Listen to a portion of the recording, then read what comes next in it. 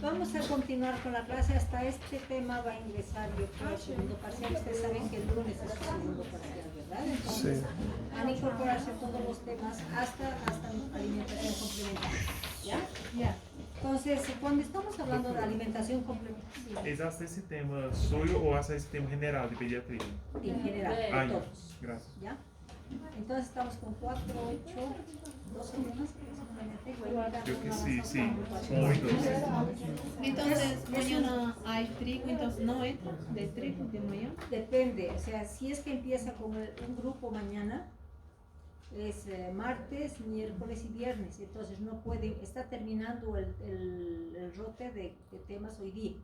Empieza mañana nuevo, que es miércoles, jueves, el jueves como no se pasa el viernes, pues como falta un grupo el día lunes que tenía que pasar, entonces el tema no. O sea, hasta el tema que va a avanzar mañana, hasta hoy día. Después ya no. Ah, ya, perfecto, doctor, gracias.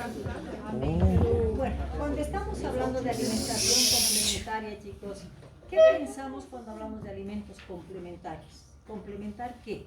La leche. La leche, ¿no es cierto? Porque debemos considerar que siempre se va a considerar el alimento más importante siempre lo que es la leche. Entonces se nos dice, ¿no? La alimentación complementaria no es más que ofrecer al lactante alimentos que no tengan componente lácteo. No quiere decir que vaya a reemplazar la leche materna, simplemente hablamos de complementación, por eso se les da el nombre de alimentación complementaria, ¿no es cierto? Entonces, si decimos que la leche es el principal alimento en base a los diferentes componentes, antes se manejaba hasta el año, actualmente se maneja como el alimento más importante hasta los 2 años. ¿Por qué? ¿Por qué es importante hasta los 2 años? Porque es formación del sistema Para nervioso. lograr el desarrollo del sistema nervioso central, tanto en crecimiento como en funcionamiento. Por eso se dice que es hasta los 2 años de vida, ¿no es cierto? Entonces decimos, ¿cuándo vamos a empezar la alimentación complementaria? Se manejan 2 conceptos, ¿no es cierto? Un concepto donde se determina que es lactancia materna exclusiva, que es hasta los 6 meses. Como es exclusiva, no pueden darle, hemos dicho, ni agua si quieren, ¿no es cierto? Solamente leche materna. Y después ya tiene una condicionante de que el niño necesita, en base al requerimiento kilocalórico, y necesita aprender que si bien hasta los 6 meses ese niño tiene condición de recibir solamente lactancia materna, a partir de los 6 meses se considera ya un sistema digestivo con capacidad de recibir otro tipo de alimentos, de reconocer y además la misma producción de los alimentos que van a combinar con el aporte proteico, vitaminas y minerales al niño, ¿no es cierto? Entonces dice que a los 6 meses siempre se inicia la alimentación complementaria. ¿Y por qué se marca a los 6 meses? Porque el niño ya tiene capacidad. ¿Qué característica tiene la boquita del niño para recibir alimentos que ya no sean líquidos? ¿Qué dijimos que la lengua tenía? Un reflejo de extrusión, donde el tercio posterior consideraba deglución. Por eso se marcaba como el pezón que tenía que llegar a la parte medio posterior de la lengua. ¿Para qué? Para que ese niño pueda deglutir la leche. Entonces este bebé que tiene 6 meses pierde ese reflejo, entonces por lo tanto si le damos una papillita en la punta de la lengua va a tener capacidad de la deglución. Por eso se dice que es importante considerar la edad. Y al mismo tiempo, ¿para qué nos sirve la alimentación complementaria? Para enseñarle al bebé a reconocer los diferentes sabores. ¿Para qué? Para que ya se sabe que las papilas gustativas son como una computadora. Y se determina que si él sabe reconocer los alimentos, pues muchos de ellos los va a aceptar. Y si nosotros consideramos ese aprendizaje en el niño, vamos a lograr que ese niño tenga en su vida futura pues una aceptación de los diferentes alimentos. Dime. Doctora, hace uns 2 anos a alimentação complementar é aquele que não pode ter açúcar, muito sal, é limpa, não? La alimentación complementaria se la define, la lactancia materna es hasta los 6 meses, alimentación complementaria es a partir del año, Sí. perdón, desde los Desde 6 6 meses meses hasta el año, y a partir de los 2 años es olla común, familiar. Entonces son las 3 etapas que se marcan, pero que en este periodo hasta los 2 años es importante la leche, por los componentes que hemos mencionado, ¿no es cierto? Entonces, ¿qué me permite? Enseñarle a ese niño hábitos alimentarios, porque vamos a hablar de horario, vamos a hablar de tipo de alimentos. ¿Para qué? Para que ese niño no tengamos esos niños que yo no quiero zanahoria, yo no quiero esto, yo no quiero el otro, ¿no es cierto? Entonces, si enseñamos a ese niño a aceptar los sabores y a reconocer los sabores, ese niño va a tener condiciones de aceptar todos los alimentos hasta la vida futura, ¿no es cierto? Al mismo tiempo decimos, ¿qué es lo que tenemos que enseñarle? No cometamos el error de orientar porque ustedes de aquí a poco van a estar en función de médicos, ¿no es cierto? Entonces, muchas mamás van a venir a la consulta y les van a decir, doctor, ¿y qué, o doctora, qué le puedo dar a mi hijito? Entonces, ustedes tienen que hacer una orientación complementaria, ¿no es cierto? Entonces, ahí no podemos cometer el error de darle licuados. ¿Por qué? Porque muchas veces, como el niño le va a costar un poquito aprender muchas veces, y la mamá quiere que su hijito sea gordito y reciba rápidamente, además, entonces lo licúa todo y le da así licuado. ¿De qué me sirve? No estamos educando ese paladar, no estamos enseñando a reconocer los sabores de los alimentos, por lo tanto, esa es una facilidad para la mamá. Porque en esa tarea, desde los 6 meses hasta el año, se determina de que ese niño aprenda en la alimentación a reconocer diferentes texturas, diferentes sabores, ¿no es cierto? ¿Para qué? Para que tengamos ese niño que coma todo y no sea selectivo principalmente, ¿no es cierto? Y cuando ya consideramos por qué hay justificación, cuáles son los principios básicos que se consideran para determinar la alimentación complementaria, ahí consideramos la primera condición es adaptar la alimentación a cada niño. Hemos dicho, ¿no? Enseñarle a ese niño que acepte todos los alimentos. Pero al mismo tiempo, yo no puedo pedir que a ese niño le dé una alimentación diferente al de la familia, porque no podemos hacer excepciones, porque estamos diciendo lograr hábitos del entorno familiar, ¿verdad? Entonces no podemos hacer que esa alimentación se adapte al niño, sino más bien al contrario, una alimentación obviamente balanceada vaya a adaptar al entorno familiar. Entonces no hablamos de algo específico, sino que esté relacionado también con la familia. ¿Por qué empezamos a los 6 meses? Hemos dicho porque la leche ya quedó insuficiente en volumen y en aporte de vitaminas y otros componentes, ¿no es cierto? Entonces ya no fue suficiente. Y al final, ¿qué decimos? Necesitamos que ese sistema digestivo sea maduro para aceptar otro tipo de alimentos, y eso lo vamos a lograr a partir de los 6 meses de edad. Cuando consideramos cantidad, decimos, los padres van a elegir la comida. De hecho, hay que orientarlos a que sea una comida equilibrada, saludable, ¿no es cierto? Pero al mismo tiempo, ¿quién va a decir cuánto come? Es el niño, porque el niño va a determinar su necesidad de nutrirse y al mismo tiempo su saciedad, ¿no es cierto? Decir, hasta aquí está bien. Entonces el niño va a considerar esto. ¿Cómo debemos introducir? ¿Cómo se le debe orientar a los padres para decir qué les van a dar? Porque hay papás que dan alimentación, hay mamás que dan alimentación, ¿no es cierto? Entonces, lo que hay que decir, hay que enseñarle a reconocer los sabores, y eso se va a lograr ¿cómo? Dándoles, por ejemplo, ¿qué es lo que más va a aceptarnos el niño? ¿Será lo salado o lo dulce? Lo dulce. Entonces vamos a empezar pues con frutitas, vamos a empezar para que él aprenda a degustar lo que son las papillas, ¿no es cierto? Y al mismo tiempo que debemos considerar, si estamos hablando de papillas, estamos considerando de que ese niño tiene que recibir 2 a 5 días seguido un solo tipo de alimentos para saber reconocer. En otras palabras, tenemos que enseñar esas papilas gustativas, reconocer qué es el plátano, qué es la papaya, qué es la pera, etcétera, etcétera. Entonces, hay que enseñarle a reconocer sabores para no tener niños selectivos. Al mismo tiempo que decimos, ¿qué vamos a dar primero? Primero lo que va a ser más agradable para ese niño, que es lo dulce, ¿no es cierto? Entonces vamos a empezar con frutas. Posteriormente ya empezaremos a que ese niño vaya a recibir otro tipo de alimento, ¿no es cierto? Y hay que considerar muchas veces, principalmente a aquellas personas que tienen antecedente en la familia, que tienen alergia al gluten, entonces no vamos a pensar que todos los niños pueden tener esa condición, entonces se hace el testeo y se le da alimentos íntegros. Ahora, si tenemos manifestaciones clínicas de intolerancia, sean alergias o al gluten o cualquiera de las alergias, nos va a mostrar clínicamente ese niño, pero no podemos ya predecir, esto no le vamos a dar porque en la familia hay ese entorno, ¿cierto? Entonces vamos a dar, y finalmente vamos a darle comiditas. Y tenemos que después, posteriormente a la comida, darle un poquito de agua. No acostumbrarlo a jugos, a refrescos de frutas, sino hablamos de que al final de cada comida tengo que darle agua. Entonces, toda esta orientación vamos a dar, ustedes van a dar en algún momento cuando estén en la consulta, y la mamá o el papá les condicione a orientación en la alimentación complementaria. Y si estamos considerando que le vamos a dar papillas, vamos a dar en trocitos, y la progresión desde los 6 a 8 meses, ¿qué debemos considerar? Que a los 9 meses ese niño ya tiene condición de recibir casi la olla familiar, donde ya no vamos a ver de papillas y triturados, vamos a dar en trocitos, o lo incorporamos directamente a la alimentación familiar. Este es el método tradicional, ¿no es cierto?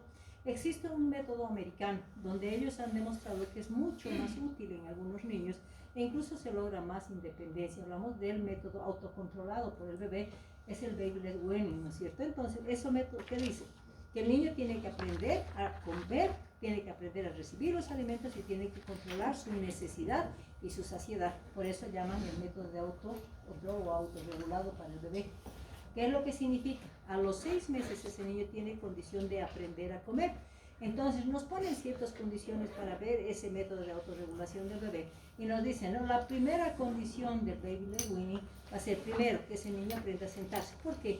Porque a los 6 meses si ese niño se va a sentar, tiene condición también de desarrollo de las manitos, ¿verdad? Necesita y agarra todo.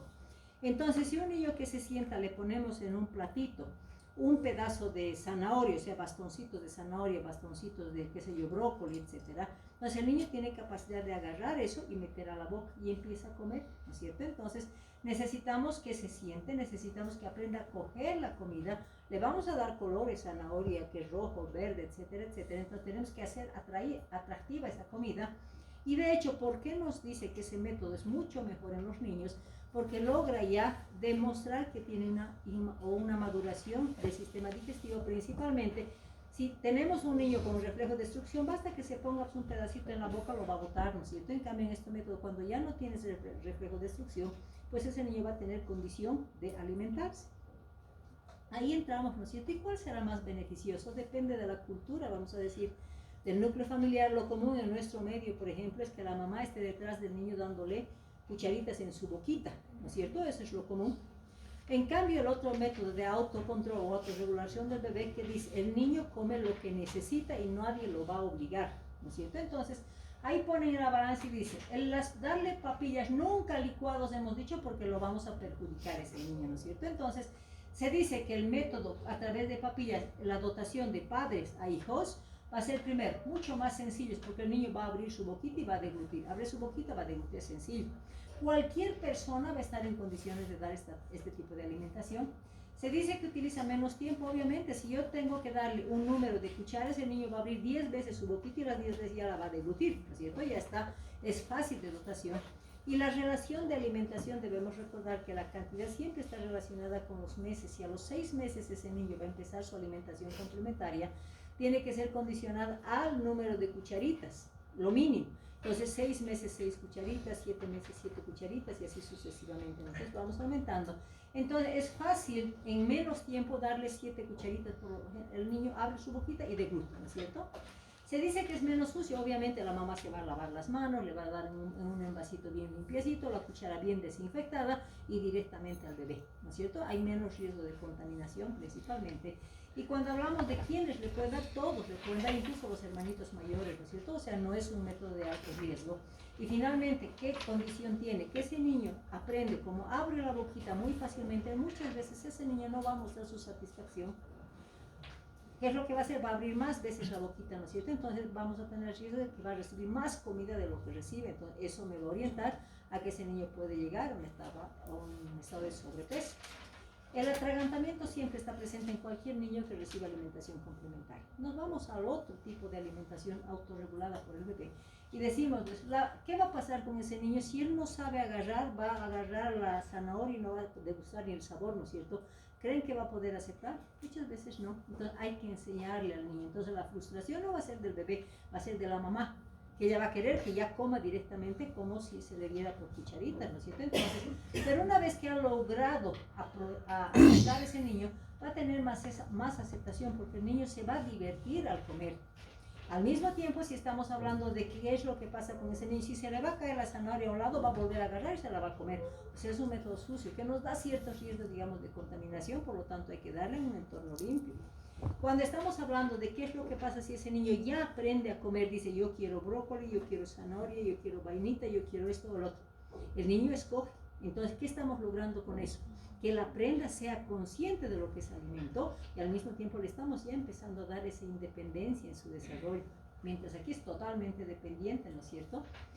Cuando el niño dice yo ya no quiero, ¿qué significa? Ha satisfecho su necesidad. Entonces difícilmente que un niño siga comiendo pese a estar ya satisfecho. Entonces no va a tener riesgo de obesidad y el atragantamiento siempre va a estar presente, ¿no? Entonces, ¿qué es lo que los americanos dicen? Es mejor que ese niño desde pequeño aprenda sus hábitos y aprenda a alimentarse y seleccione su alimento versus al que la mamá le ande correteando, jugando y haciendo 1000 monerías a ese niño para que coma más y lleguemos a un sobrepeso. Cuando ya consideramos el desarrollo, ¿por qué se implementa la alimentación complementaria? Sabemos que ese niño desde que nace, bueno, desde la vida intrauterina, ese niño se va preparando ¿para qué? Para lograr una alimentación adecuada. Y hemos dicho, ¿no? Cuando nace, ¿cuáles son los dos reflejos más desarrollados? Búsqueda y succión. Cuando lo prepara en la vida intrauterina, antes del parto, 4 o 6 semanas, ese bebé ya tiene condición de reflejo de búsqueda y succión. Cuando alguna vez han visto algunas ecografías, se ve que el niño está chupando su dedito, ¿no es cierto? Por esa condición de succión que tiene ese niño en la vida intrauterina.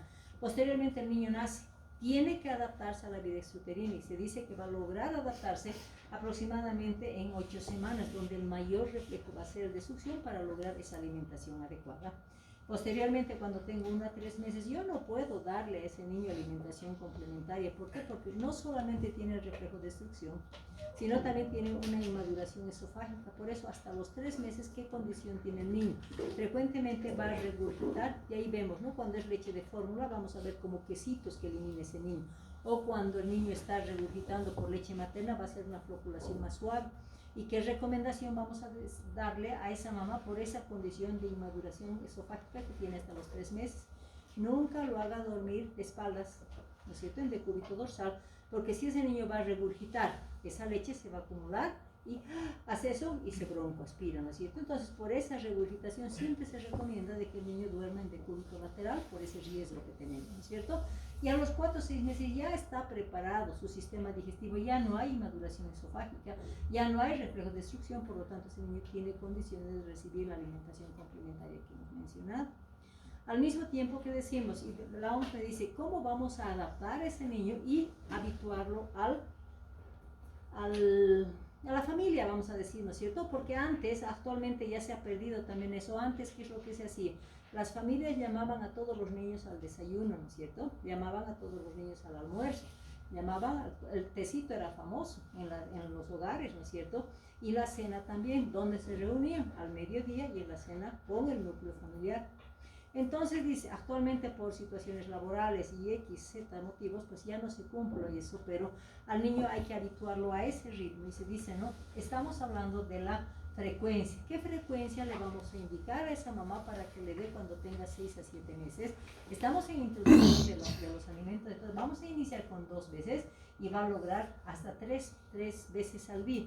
¿Por qué 2 veces al inicio? Porque va a tener que respetar la lactancia en la mañana, respeta al mediodía, respeta en la noche, pero ya empezamos a habituar a ese niño a lo que se llaman los refrigerios, ¿no es cierto? De media mañana y media tarde. Ahí vamos a ingresar inicialmente durante seguramente unas 2 o 3 semanas, vamos a ingresar solamente con frutas, papillas de frutas, ¿no es cierto? Una vez que ha logrado ese niño aceptar esas 2 raciones de fruta, tengo que seguir incorporando y le voy a introducir en los 6 meses específicamente las 3 raciones. Hablamos de merienda mañana, almuerzo y merienda tarde. Entonces, de esa manera que ese niño, cuando tenga 7 meses, tiene que cumplir ese ritmo de 3 veces al día. Cuando ese niño va a cumplir de 7 a 8 meses, ya tengo que seguir incorporando, relacionándolo con ese hábito familiar nuevamente, donde vamos a mantener los 7 meses, se nos dio 3 veces al día. Pero ya hablando de los 8 meses vamos a ingresar cuarto. ¿Cuál es esa ración que le vamos a ingresar al desayuno? Nos hablamos de desayuno, media mañana, hablamos de almuerzo, media tarde, ¿no es cierto? Y cuando ya estamos entre 9 y 12 meses vamos hasta 5 veces al día.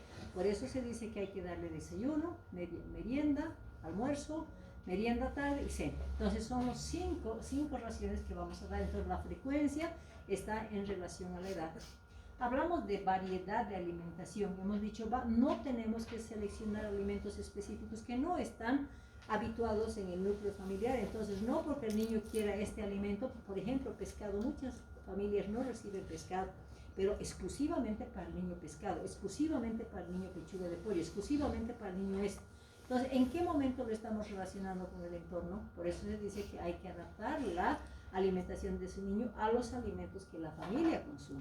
Entonces, si ahí consideramos como la variedad, podemos utilizar frutas y verduras, las que se dispongan en la familia, recomendando obviamente, incluso en los adultos, que tenga mucha variación en lo que significa frutas y verduras, ¿no es cierto? Y al mismo tiempo, ¿qué es lo que comenzamos? No hay frutas mejores para comenzar. La que disponga esa familia va a utilizar para empezar la alimentación complementaria. Recomendamos siempre, obviamente, que tenga un poquito más de variedad, ¿no es cierto?, para introducir la alimentación. Y finalmente, ¿cuál es el objetivo? Para darle diversidad de frutas, diversidad de verduras, diversidad de carbohidratos y todo lo que significa alimentación en su conjunto de una familia. ¿Cuál es el objetivo? Enseñarle a ese niño en qué periodo.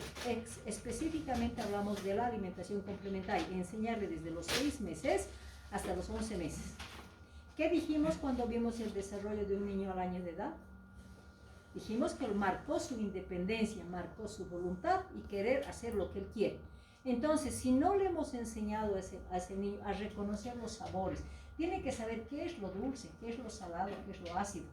¿Por qué? Porque ese paladar y las papilas gustativas tiene que aprender a reconocer esos sabores, ¿no es cierto? ¿Para qué? Para que si lo hemos habituado a reconocer los diferentes sabores y a aceptar principalmente los diferentes sabores, cuando tenga 2, 3, 4 años, ese niño ya va a aceptar la alimentación con los diferentes tipos de alimentos. Entonces, es habituar. ¿Para qué? Para que su consumo sea a lo largo de la vida y no encontremos niños selectivos. Doctora, Dime. usted ha dicho que una cuchara por mes, ¿sí? Sí. 6 meses, 6 cucharas. Ajá. ¿Y hasta cuándo debemos? Hasta el año, hasta 12. Después ya hablamos de medio plato y hablamos de un plato. Ah, ya. ¿Ya?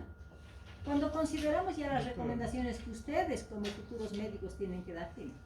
¿Hasta qué edad más o menos se puede introducir, por ejemplo, los jugos para el niño? Si que sea muy nocivo para su hígado.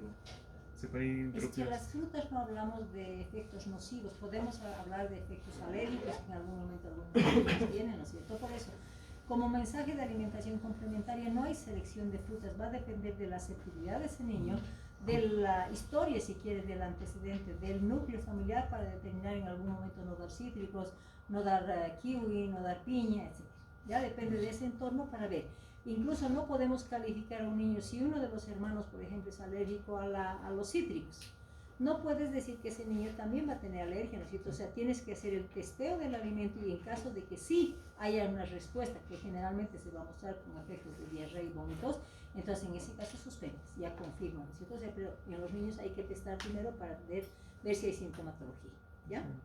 Entonces, ¿qué recomendaciones tenemos que dar a los papás? Decimos muchas veces, es tan fácil dar un jugo de naranja, por ejemplo, un jugo de papaya, un jugo de la fruta que quieran. ¿Por qué? Porque el niño en sus vasitos, hay unos ciertos vasitos con sus piquitos, el niño va a agarrar y va a tomar, ¿no es cierto? Entonces, ¿cuánto necesitan ustedes para hacer un vasito de jugo de naranja? Y si le damos una naranja picada, por ejemplo. 2, 3, o sea, es volumen, ¿no es cierto? Más frutas, porque se dice que la concentración de jugos hay alta concentración de azúcares, entonces en los niños no hay que darles jugos, entonces lo que se recomienda es que los zumos de las frutas no ofrecen ningún beneficio. ¿Por qué? Porque le estamos dando mayor concentración de azúcar y eso le puede llevar a mayor ganancia de peso y sobrepeso. Entonces lo que se recomienda a la mamá es que no use, es lo mismo que el licuado, ¿no es cierto? Si yo quiero dar naranja, le daré pues una naranjita picada. Si yo quiero darle, qué sé yo, una papaya, pues no le daré jugo, le daré papayita picada, ¿no es cierto? Entonces a eso es lo que se refiere, porque los jugos simplemente van a darnos una concentración mayor de azúcares versus lo que es una fruta entera. Entonces hay que acostumbrarse a darle fruta entera. Cuando estamos hablando de azúcares, cuando tenemos un juguito de naranja un poquito ácido, ¿qué hace la mamá? Pone más Pone azúcar. azúcar, ¿no es cierto? Entonces en los niños, estoy hablando de alimentación complementaria, estoy hablando hasta el año de edad, ¿no es cierto? Entonces lo que se recomienda es que no demos azúcares en los niños, utilicemos los azúcares naturales que son en base a las frutas. Entonces aquí dice, los azúcares libres no se deben dar, ¿no es cierto? Y muchas veces existen ciertos cereales, ciertos alimentos, vamos a decir, más miel, más azúcar, ¿no es cierto? Porque son dulces de sabor. Entonces, ¿qué es lo que se le tiene que explicar a la mamá? Que no pueden darle azúcar libre a ese niño. Entonces, fijarse en la composición de aquellos pomitos de alimentos que normalmente se hacen como preparados ya, que no tenga añadido de miel y azúcar, porque hay que darle azúcares naturales y no exceso de azúcar. Hablamos de la sal que tú decías, ¿no es cierto? No podemos añadir mucha sal en ese niño porque todos los lactantitos hasta los 11 meses se considera que tienen el riñón un poco inmaduro. Entonces lo vamos que nos dice, hay que darle poca cantidad de sal porque el requerimiento de un niño es 1 gramo de sal al día, 1 gramo, lo que corresponde a 0,5 de sodio. Entonces, Ustedes que en una comidita salada y peor si le ponen su salsita en las cosas que van a dar, le estamos dando 1 gramo, vamos a darle mucho más, ¿no es cierto? Entonces por eso se dice limitar la ingesta de sal por esa condición de ración básica que hay que darle a ese niño. Entonces hasta el año, cuanto menos sal le demos, mucho mejor, y cuanto no le demos nada de azúcar, mucho mejor. No utilizar edulcorantes, ¿no es cierto? O sea, mismo que el niño, ¿acaso el niño sabe de lo dulce? ¿Acaso es igual que un adulto que quiere un café bien dulce, por ejemplo, o un té bien dulce? No es verdad, ¿no es cierto? Entonces el niño acepta porque le estamos enseñando los sabores. Él no es selectivo y va a exigir tipos de alimentos si estamos hablando de sal y azúcar. Entonces, cuando otra cosa que tenemos que ver, ese marco afectivo, cuando estamos hablando del marco afectivo, ¿qué es lo que la mamá hace? Quiere que su hijito sea gordito, quiere obligarle, quiere que coma bien. Por eso muchas veces en la consulta, ¿qué es lo que se hace? La mamá viene y dice, no está comiendo bien, ¿me puedes dar un estimulante del apetito? ¿No es cierto? Es una consulta frecuente. Entonces, hay que explicarle a la mamá que no es bueno obligar. Una estrategia que muchas mamás utilizan, muchos mamás o papás, dependiendo de quién le vaya a dar la alimentación, utilizan los juegos, ¿no es cierto? Para que abra la boca y siga comiendo sin interesarle lo que está comiendo. No es bueno. Entonces se dice, no podemos obligar al niño. Si el niño no está comiendo es por algo.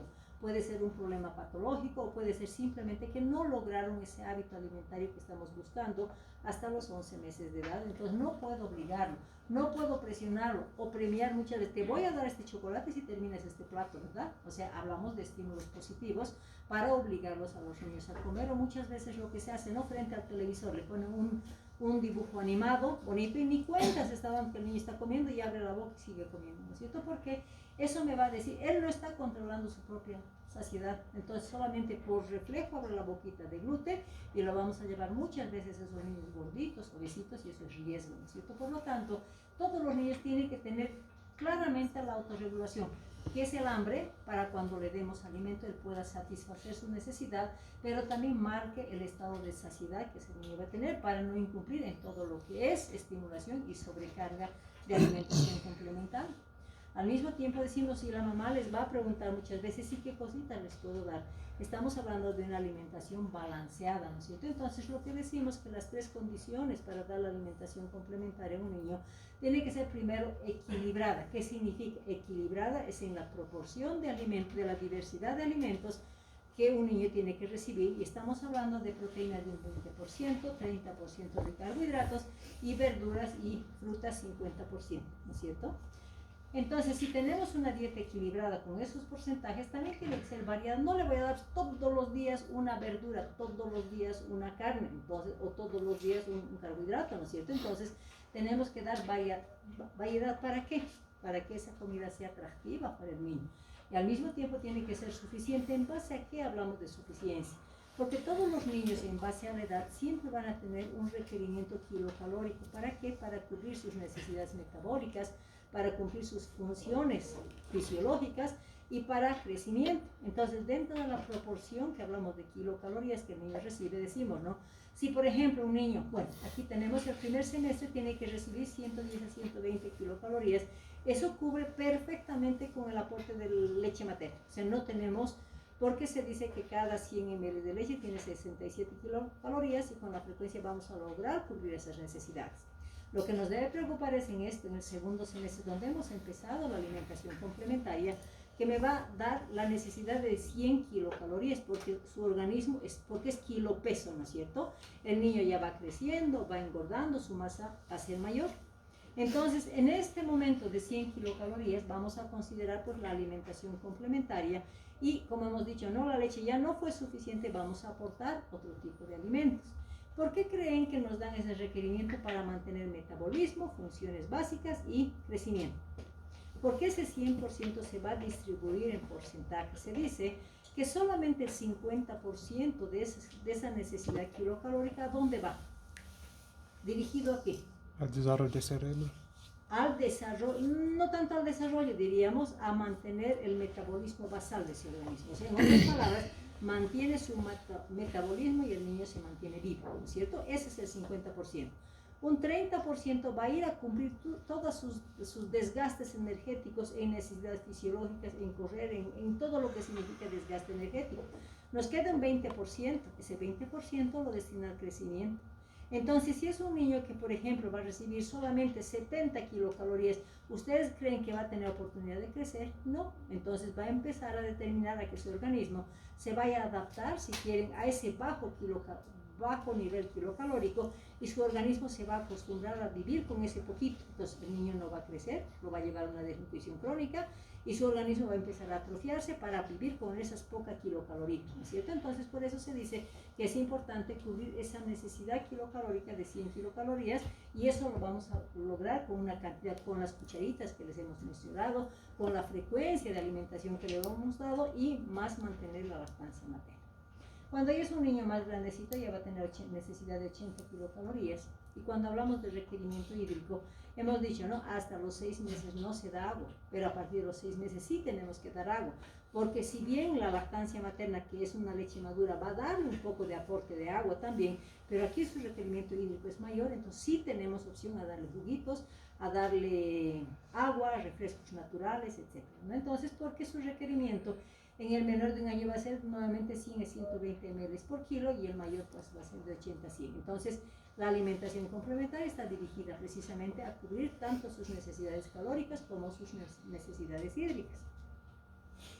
Y este es un esquema que les he puesto, por ejemplo, cuando les preguntan, ¿y qué le puedo dar? Antes se manejaba el concepto, por ejemplo, de que el pez no se le podía dar a partir de los 6, 7, 8 meses. ¿Por qué? Porque es una carne alergénica muchas veces. Entonces, si tenemos antecedente en la familia de que tienen alergia a carne de pescado, entonces ahí tendremos un poquito de limitación, ¿no es cierto? Considerando siempre un poquito la limitación en el tipo de carnes, principalmente si estamos hablando de la carne de cordero o la carne de cerdo. ¿Por qué? Porque tienen concentraciones de grasas saturadas, ¿no es cierto? Entonces, por eso se disminuye un poco la cantidad, siendo más como dotación de proteínas, vamos a decir, la carne de pollo y la carne de res, ¿no es cierto? Entonces, pero las carnes desde los 6 a 7 meses le vamos a dar todas las carnes que quieran, todos los cereales, ahí, arroz, maíz, trigo, avena, todo lo que quieran. Hablamos de cereales infantiles precocidos, pero fíjense siempre que no estén adicionados ni con sal ni con azúcar. Cuando consideramos de 7 a 8 meses ya empezamos con todo lo que son leguminosas, ¿no es cierto? Los 12 meses, como ya necesita ese niño leche entera, entonces a los 12 meses podemos dar todos los derivados lácteos. Si una mamá les pregunta y les dice, yo le voy a dar yogurcito a los 6, 7 meses, ¿es recomendable? No, porque todos los yogures son leche entera, y la leche entera se da recién a partir de los 12 meses. Y los mayores de 12 meses ya pueden recibir cualquier leche, y de hecho tienen que comer lo que la familia come, ¿no es cierto? Y como lo hemos habituado a ese niño a los horarios y a los diferentes momentos de alimentación, pues va a encajar fácilmente en las costumbres familiares. ¿Qué recomendaciones ustedes tienen que dar? Muchas veces sabemos que el aporte de hierro, o si ese niño ha nacido un poquito prematuro, por ejemplo, no ha tenido oportunidad de llenar bien los depósitos de hierro y tiene condición a desarrollar cierto grado de anemia, ¿no es cierto? Entonces muchas veces las mamás lo ven un poquito palidito al bebé. Entonces, ¿qué es lo que le dan? Hojas verdes. La espinaca es famosa, ¿no es cierto? Y peor cuando el Popeye muestra sus músculos así, y a los niños les dan pues la espinaca, ¿no es cierto? O las acelgas, que también tienen la misma composición de alta concentración en hierro. ¿Por qué no se da en concentraciones altas? No estamos diciendo que no se le puede dar, se le pueden dar 2 o 3 hojitas, pero no hacerle un puré de pura espinaca, por ejemplo, o un puré de puras acelgas, ¿no es cierto? ¿Por qué? Porque se dice que tiene alta concentración de nitratos, eso va a competir, va a oxidar, va a evitar directamente la unión con el oxígeno, y el riesgo que vamos a producir es la meta-hemoglobinemia en los niños. Entonces está contraindicado la alta concentración de hojas verdes principalmente, ¿sí? Los cítricos, me decían, en mucha literatura ustedes van a encontrar que los cítricos no se debe dar antes del año de edad. Actualmente, dentro de las recomendaciones de alimentación complementaria, se hace el testeo correspondiente para ver si tiene o no tiene alergia, o sea, se puede dar, pero se han visto muchos casos en que sí han desarrollado efectivamente alergia a los cítricos. Entonces hay que testar para ver si nos acepta o no nos acepta. Y como me están diciendo, frutas y los envasados, ¿no es cierto? Los envasados tienen alta concentración de químicos. Entonces, como el durazno parece un durazno cocidito, las latas de durazno al jugo, por ejemplo, no se recomienda tampoco dar en esos niños. ¿Por qué? Porque tiene potencialmente conservantes químicos, entonces es alto riesgo. Lo mismo que las frutas tropicales, piña, kiwi, mango, también pueden desarrollar alergias. Entonces hay que nuevamente hacer el testeo, y si reciben bien, y si no, pues se le va a suspender, ¿cierto? Bueno. ¿Qué es lo que no deben comer los lactantitos menores de 1 año? El atún. Hay mucho hábito en las casas, principalmente en nuestro medio, en días de campo llevarse atuncito, ¿no es cierto? Entonces el atún se ha demostrado que es un pescado que tiene altas concentraciones de mercurio, entonces está contraindicado en el lactante. El atún no se puede dar, incluso nos dice hasta los 3 años. Todo lo que son conservas tienen alta concentración de sal y conservantes, tampoco podemos darlo. Cuando estamos hablando de los embutidos, a un niño de 8 o 9 meses le dan una salchicha así envuelta o le dan los chorizos Viena para que vaya comiendo porque es blandito, ¿no es cierto? Pero nuevamente está ahí contraindicado en el lactante. No se pueden dar los embutidos precisamente por las grasas que tienen, grasas saturadas y la sal en alta concentración y los zumos envasados. Esas vasitos de Pilfrut, esas cajitas de jugos que vienen del valle, todos los jugos, ¿qué concentración alta tienen? Azúcar, ¿no es cierto? Entonces en el niño hasta no debemos dar el azúcar, entonces todas esas cajitas daremos después del año, pero antes del añito no le daremos porque estamos hablando de concentraciones altísimas en azúcar principalmente. Y al mismo tiempo dice entonces, ¿qué vamos a hacer? ¿Por qué se justifica esa variabilidad en la alimentación complementaria? Precisamente por la composición que tiene y los beneficios que nos va a llevar a introducir esa alimentación complementaria. Y dice, hay que darle frutas porque tiene alta concentración de vitaminas, ¿no es cierto? Hay que darle cereales y farináceos porque tiene carbohidratos. Hay que darle proteínas porque eso va a generar tejido, va a generar hormonas, va a generar músculo, ¿no es cierto? Y finalmente las hortalizas que también están en relación con las vitaminas, ¿no es cierto? Entonces, se justifica una alimentación en base a las diferentes composiciones. Si hablamos de la proteína, el concepto que tenemos de proteína es que tiene funciones muy importantes, ¿no es cierto? ¿En qué no intervienen las proteínas, no es cierto? Entonces, muchas veces se comete el error también. Hemos dicho, no hay una proporción de distribución de alimentos. Hemos dicho solamente 20% de proteínas. ¿Por qué si sabemos que tiene tan buenas funciones las proteínas, no le vamos a dar a ese niño mayor concentración de proteínas en su alimentación? ¿Por qué solamente un 15 o 20%? ¿Por qué creen? Creo que es porque no se llega a un límite que el cuerpo no se utiliza más si se excreta por la orina. Porque no se absorbe, ¿no es cierto? No se da una buena absorción, no se da utilidad a esas proteínas. Imagínense, para 1 gramo de proteína necesito 24 kilocalorías. Para que se procese 1 gramo de proteína necesito 24 kilocalorías. ¿Qué significa? Que los carbohidratos, cada gramo de proteína, ¿cuánto de valor kilocalórico tiene? 4. Y si hablamos de 6 gramos de carbohidratos van a ser 24. Entonces, imagínense la relación para utilizar ese gramo de proteína va a necesitar 6 gramos de carbohidratos. Entonces, en algún momento ustedes también van a ver que principalmente en la edad escolar, ahora hay dietas en base a carnes, ¿no es cierto? Para adelgazar porque va a ir a consumir su tejido graso por esa condición de necesidad de metabolizar esa proteína. Entonces en los niños, ¿qué es lo que se hace muchas veces? La mamá tiene ese concepto de que la proteína es buena, que la proteína le va a ayudar a crecer, le va a ayudar a engordar. Entonces cuando le dan una alimentación, le dan un buen pedazo de pollo, por ejemplo, o cuando van a comer a un restaurante carne, arroces, papas, todo lo que les vaya a dar, la mamá dice, hijito, come la carnecita, está bien, ¿no es cierto? ¿Qué estamos haciendo con ese niño? Le estamos dando exceso de proteínas. ¿Para qué? Para que su mismo organismo utilice su mismo tejido graso para metabolizar esa carne que le estamos dando, entonces le estamos llevando al autoconsumo. Entonces, por eso es que se dice que la dieta tiene que ser equilibrada en las diferentes proporciones. Proteínas, la menos concentración, 20% nada más, por esa condición de no poder utilizar, y si es que la utiliza, pues va a necesitar las reservas energéticas del niño, ¿sí? Y cuando ya estamos hablando de las funciones principalmente, decimos, ¿no?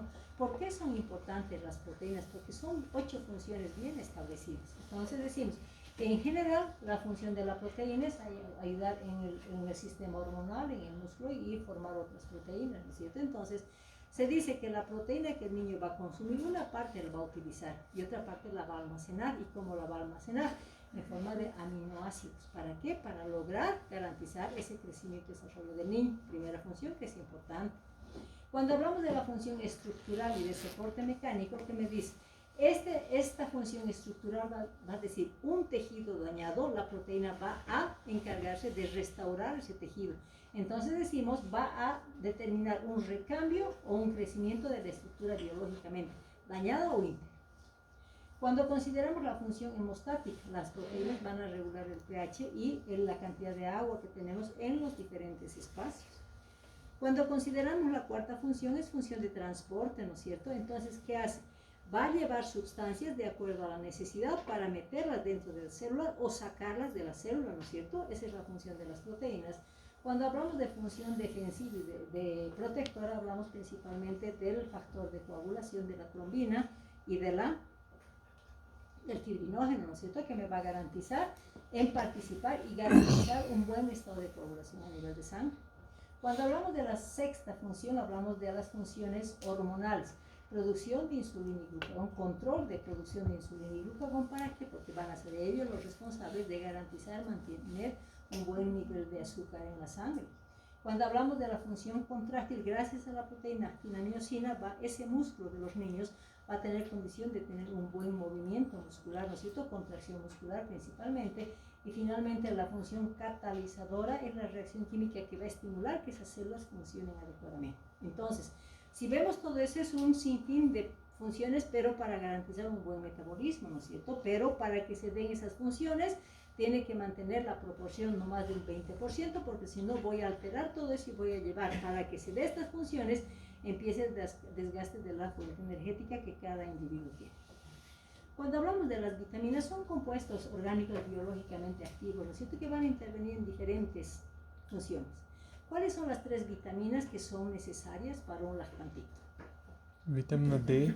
A, C y D. Van a ver ese complejo que van a dar desde el lactantito menor, desde que nace muchas veces, si son prematuritos, si son con bajo peso, les van a dar las 3 vitaminas, ¿no?, como soporte básico. Entonces, ¿cuáles son las funciones que van a cumplir esas 3 vitaminas que son las más importantes? Hablamos de la vitamina A, que es el retinol, ¿no es cierto? ¿Qué tipo de vitamina es la vitamina A? ¿Es hidro o es liposoluble? Creo que es hidro. ¿Hidro o lipo? Hidro. Recordemos que la hidro es la que se va a eliminar rapidito, ¿no es cierto? No se deposita. La lipo es la que se va a depositar. Entonces, en el sistema público, a todos los niños mayores de 6 meses a un año vamos a dar vitamina A. Es una vitamina liposoluble con capacidad de depósito. ¿Para qué? Para que de a poquito vaya cumpliendo sus funciones. Uno de los objetivos es proteger la visión, ¿cierto? Entonces está dirigida a intervenir en la visión. Se dice que la vitamina A es una vitamina que va a garantizar la regeneración de tejido, ¿no es cierto? Por eso muchas veces se da en las diarreas cuando tenemos diarreas osmóticas para regenerar epitelio junto con el zinc. Cuando estamos hablando si estamos hablando de regeneración epitelial, pues van a intervenir directamente en lo que significa el crecimiento y la reproducción, y finalmente es un inmunomodulador, por lo tanto va a estimular la inmunidad de ese niño. Entonces son funciones vitales que ese niño va a tener por solamente otorgar la vitamina A. Cuando hablamos de la vitamina C, sabemos que es un agente antioxidante, ¿no es cierto?, que muchas veces en los adultos se utilizan como efecto antioxidante, pero también tiene una función importante, que es la síntesis de neurotransmisores a partir de la tirosina. Entonces, otra función que es importante. Cuando hablamos de la vitamina D, ¿dónde se produce la vitamina D? En la piel por la recepción de los pero el rayos. lactantito estará expuesto en el sol para poder producir su propia vitamina. Muchas veces no, ¿verdad? Porque las mamás tienen la cultura de cuanto más lo protegen del sol, es mucho mejor. Entonces muchas veces se da como un polivitamínico con componente de la vitamina D. Entonces, ¿esto para qué me sirve? Que si bien tenemos la seguridad que la piel en contacto con el sol va a producir en cantidades suficientes, pero eso no se da principalmente por la edad de los niños. Entonces, ¿qué se condiciona? Que cuando esa vitamina D le vamos a dar en las gotitas, va a llegar al intestino. En el intestino va a mejorar lo que es el aumento de la absorción del calcio y el fósforo. Por lo tanto, si hay buena cantidad de calcio, eso está dirigido a los huesos, ¿no es cierto? Por lo tanto, esa absorción está dirigida a la acción osteoclástica, o sea, formación de hueso principalmente, ¿no es cierto? Y finalmente la vitamina B, son las 8 vitaminas que tiene la vitamina B, donde se dice que es un factor energético principalmente. Entonces, como es un factor energético y también tiene un efecto neuropático, cuando estamos hablando de dolores neuríticos en los adultos, hablo de la ciática, hablo de las neuritis periféricas que toman el complejo B, ¿no es cierto?, principalmente la B12. Entonces, pero en los niños puede tener relación de deficiencia de vitamina B muchas veces, entonces se les da, e interviene también la formación de los glóbulos rojos. ¿En qué momento tenemos que dar la vitamina A, la vitamina C o la vitamina D? ¿O en cualquier momento será bueno?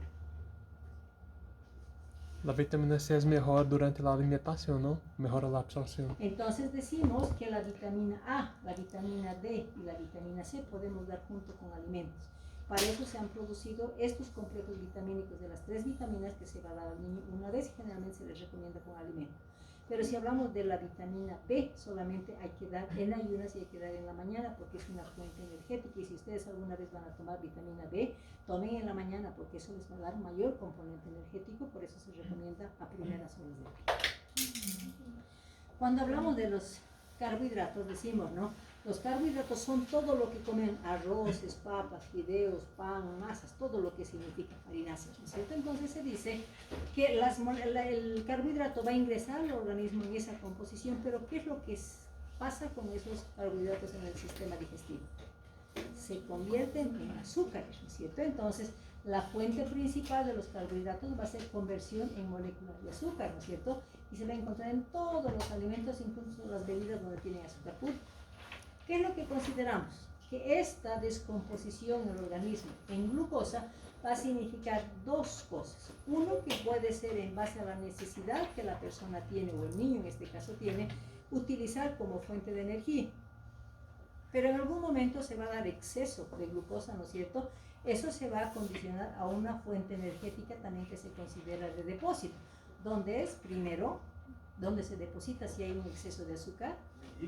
En el hígado, en forma de glucógeno hepático, ¿no es cierto? Después, en el músculo puede mantenerse y en la grasa parda, ¿no es cierto? Que se va a mantener y eso nos va a dar condición de acumulación de tejido graso, ¿no es cierto? Finalmente, cuando estamos hablando de las funciones principales que van a cumplir en el organismo los carbohidratos, decimos primero, es una producción de energía porque todos los carbohidratos se van a convertir en azúcares. Segundo, va a ser un almacenamiento. Lo que no utiliza va a ser almacenada en los 3 lugares de almacenamiento que hemos dicho, ¿no es cierto?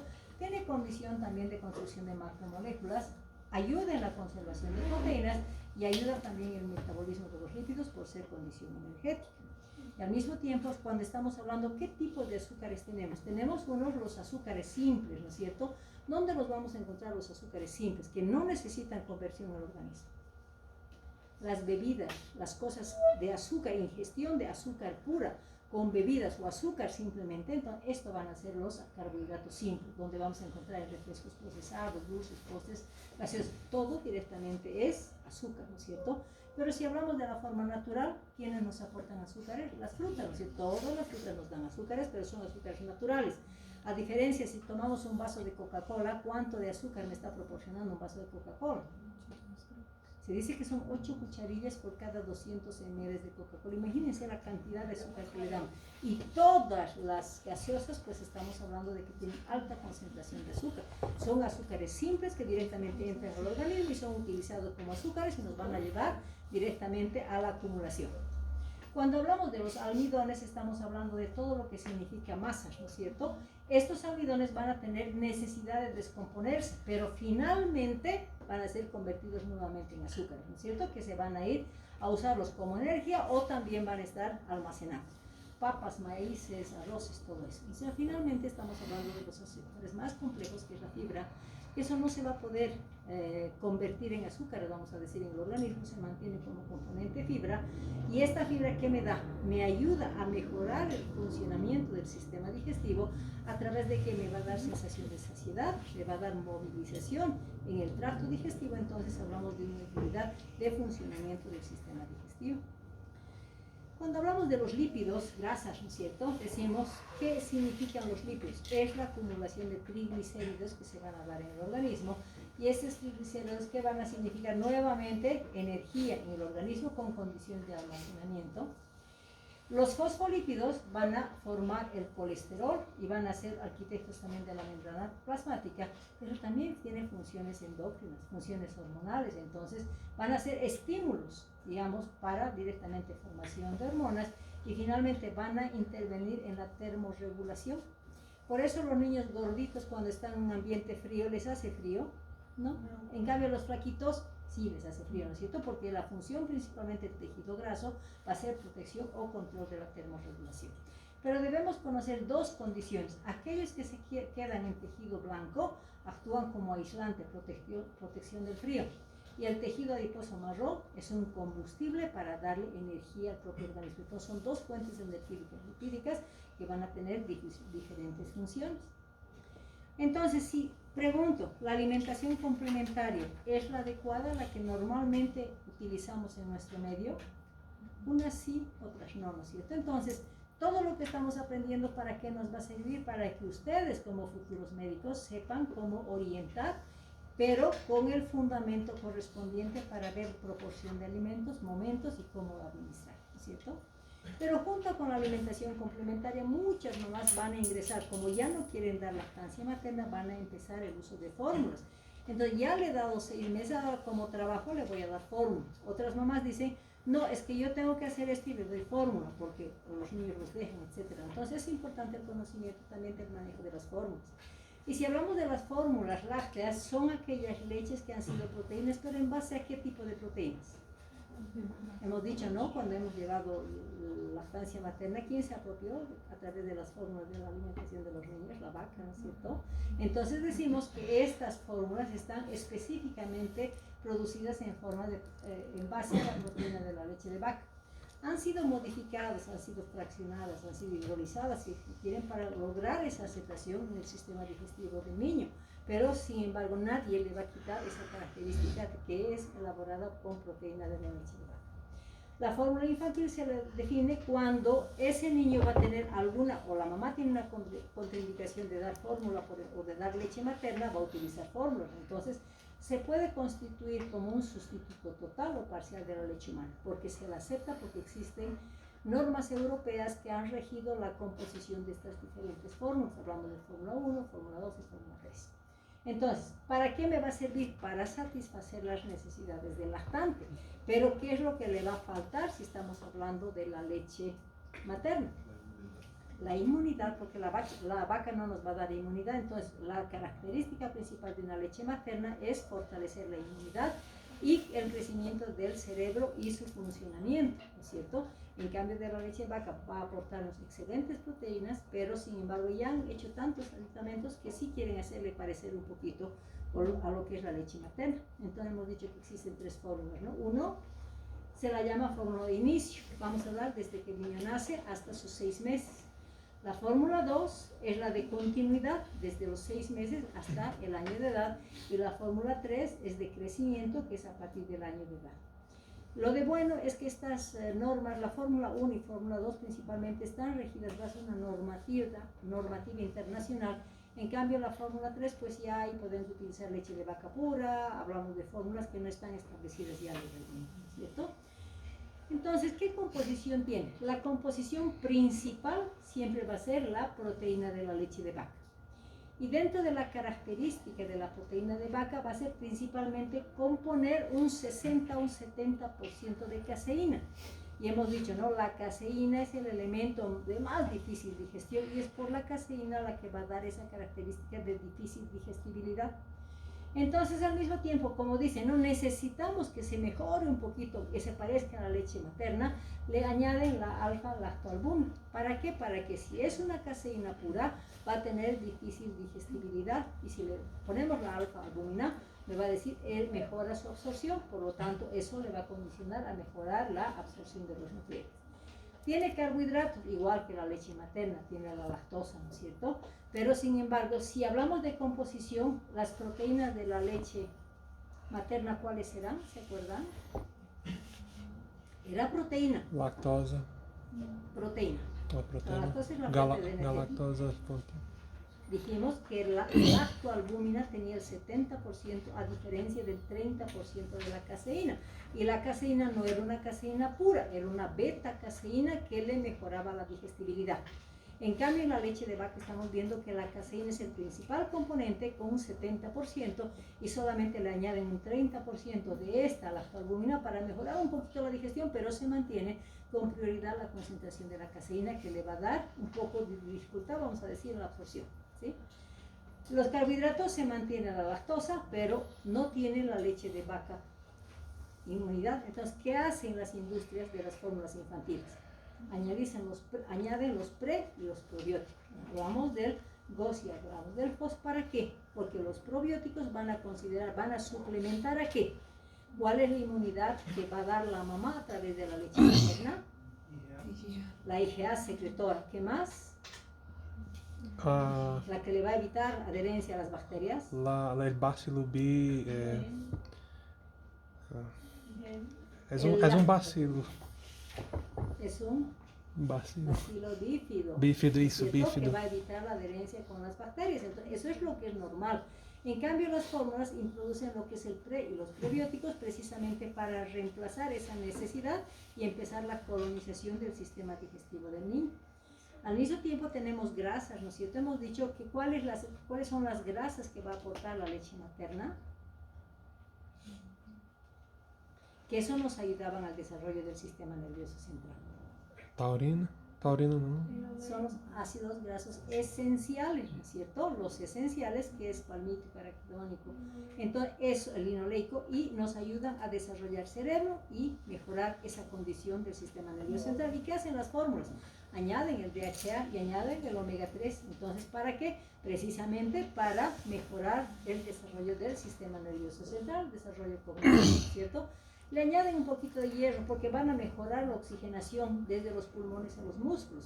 Y al mismo tiempo le añaden vitamina A, C y D, que hemos dicho que es el principal componente para fortalecer lo que hemos revisado. Entonces, las industrias son súper inteligentes, vamos a decir, empiezan a añadir para condicionar a mejorar, que si bien no se va a mejorar con la condición propia de la leche materna, pero sí añaden muchos elementos que van a aparecer y nos van a dar el resultado que se está buscando. Entonces, se dice, ¿no? Esa es la fórmula normal, hablamos de la NAP1, hablamos del Nutrilon 1 y diversidad de leche, ¿no es cierto?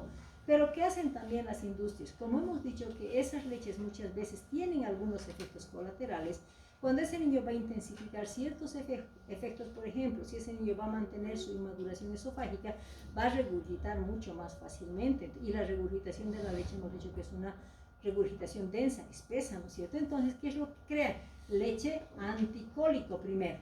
¿Por qué anticólico? Porque el niño, como no puede digerir adecuadamente esa leche de la vaca, entonces le crea, si hay mucho cólico, mucha acumulación de gases, pues empezaremos con la leche anticólico, ¿no es cierto? Entonces, ¿qué es lo que hace? Las proteínas de la leche vaca las hidroliza. Y como la lactosa va a necesitar mayor proceso de fermentación, disminuye en cantidad de lactosa y la suplementa por la dextrinomaltosa. Y le añaden nuevamente los probióticos, ¿no es cierto? Y un probiótico que específicamente, que es parte de la flora intestinal, es Lactobacillus reuteri, ¿no es cierto? Entonces le añaden ese lactobacillus. Entonces con eso están ayudando a que la proteína ya no le signifique problemas de digestibilidad, que estemos hablando de suplementación de la lactosa y al mismo tiempo probióticos y Lactobacillus reuteri. Con eso estamos haciendo que haya mejora digestibilidad y ese niño ya no tenga cólicos. Por eso se le llama la leche anticólicos. Tenemos la fórmula antirregurgitación. Hemos dicho, el esófago tiene una inmaduración esofágica que muchas veces se prolonga ese estadio y que es lo que es facilito, va a andar regurgitando, ¿no es cierto? Ese niño entonces, y como bota como quesitos, entonces es más problema para la mamá. Entonces, ¿qué hacen las líneas? Dice, vamos a darle la fórmula, pero ¿qué hace? Le añaden un espesante que en contacto con el ácido, con el jugo gástrico, se vuelve una leche espesa. Y le añaden la harina de algarrobo y le aumentan un poquito de almidones. ¿Para qué? Para que esa leche, una vez ingrese como líquido, como cualquier leche, entre en contacto con el ácido clorhídrico y se espesa, se vuelve densa. Entonces, por más que tengamos inmaduración esofágica, eso ya no va a tener condición de regurgitación. Entonces, manejan este tipo de leches. Cuando hablamos de la fórmula, de algún momento de la intolerancia a la lactosa, han escuchado alguna vez, intolerancias transitorias e intolerancias reales congénitas. Entonces decimos que todo niño que tiene una ingesta de leche con lactosa, ¿cuál es la manifestación clínica que me va a decir está intolerante a la lactosa? ¿Qué produce? Diarrea, ¿no es cierto? Entonces, un niño que está recibiendo y que sin otra causa etiológica produce diarrea, entonces es una intolerancia a la lactosa. ¿Qué patología va a estar relacionada con una intolerancia a la lactosa transitoria? Diarrea osmótica. ¿Quiénes producen la diarrea osmótica? Ya. Entonces el rotavirus, por ejemplo, es muy frecuente, el adenovirus es muy frecuente, ¿no es cierto? Entonces, la giardia, pues es un parásito que en algún momento lo podemos tener. Entonces, toda diarrea producida por rotavirus adenovirus o una yardiasis, va a producir una intolerancia a la lactosa transitoria. Ahí entra la leche sin lactosa para que no tenga empeoramiento del cuadro diarreico, ¿no es cierto? ¿Por qué? Porque la van a reemplazar. Esa lactosa la reemplazan por la dextrinomaltosa, entonces de esa manera mejoran el problema de la intolerancia a la lactosa. Y finalmente, ¿cuántas veces han escuchado ustedes leches con alergia a la proteína de vaca? Muchas veces, ¿no es cierto? Entonces, también producen otra forma. Ya no van a utilizar la proteína de la leche de vaca, que todas las leches infantiles van a tener. Entonces, se considera la leche con proteína vegetal. ¿Y qué vegetal utilizan? La soya, ¿no es cierto? Entonces se crea la fórmula con proteína vegetal, principalmente está en base de soya, que es la fuente proteica, y el resto lo mantienen, ¿no es cierto? Entonces en aquellas familias que tienen condiciones de esa intolerancia, pues van a ser alimentadas con leche de soya principalmente, ¿no es cierto? Entonces, cuando ya decimos qué orientación tenemos que dar a los papás y les van a preguntar, yo trabajo, ¿qué fórmula tengo que dar? Recordar, toda fórmula 1 se va a dar. No voy a hablar de las variaciones de formas en relación a ciertas patologías, estamos hablando de la indicación común. Todo niño que nace hasta los 6 meses, si la mamá no tiene condiciones porque trabaja, porque estudia o porque simplemente quiere darle leche de fórmula, vamos a indicar la fórmula 1, ¿cierto? ¿Y cómo le vamos a indicar que prepare? Con una preparación del 15%. ¿Qué significa ese 15%? Si ustedes conocen los biberones, unos biberones vienen con la numeración de 50, 100, 150, 200, ¿no es cierto? Otros biberones vienen con 1, 2, 3, 4, 5, 6, 7, 8, ¿no es cierto? ¿Qué significa? Los números 1 secuenciales significan onzas y los números de 50 a 100 significan ml. Entonces, si me está diciendo al 15%, ¿cómo voy a preparar? Si ustedes han visto las leches de fórmula, siempre van a venir con su medidita.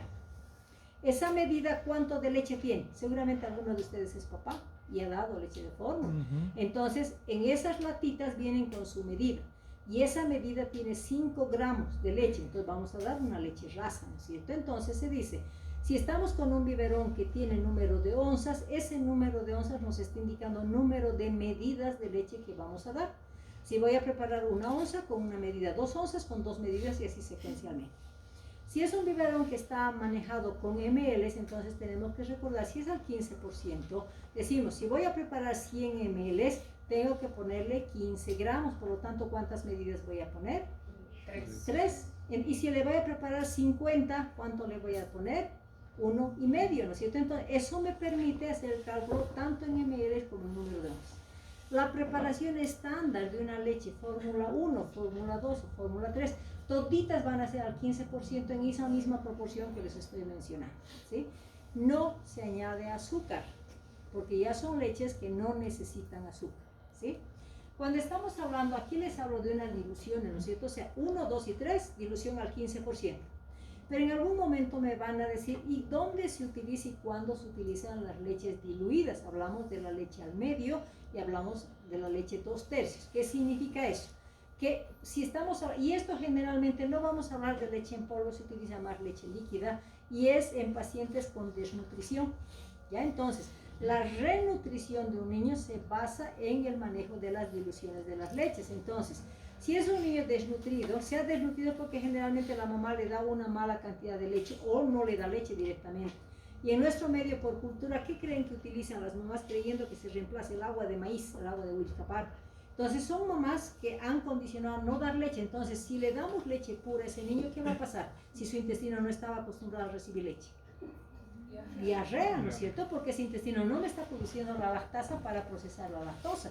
Entonces, en esos niños desnutridos vamos a empezar la realimentación o introducción de leche, si quieren, dándole mitad agua, mitad leche, en la proporción que el niño vaya a aceptar. Unos 15 días, si han logrado recibir esa leche al medio y no ha presentado diarrea, le voy a aumentar. Voy a poner 2 partes de leche y 1 de agua. Se llama leche al 10% o leche a los 2/3. Entonces, estas diluciones del 10 al 7.5%, 2/3 o leche al medio, se utiliza en la renutrición de lactantitos desnutridos. Esa es la única indicación. Después, en los niños que tienen una alimentación normal, siempre manejamos diluciones en base a la edad y el porcentaje de dilución al 15%. ¿Sí? ¿Está claro esto? ¿Alguna pregunta sobre alimentación complementaria o fórmulas?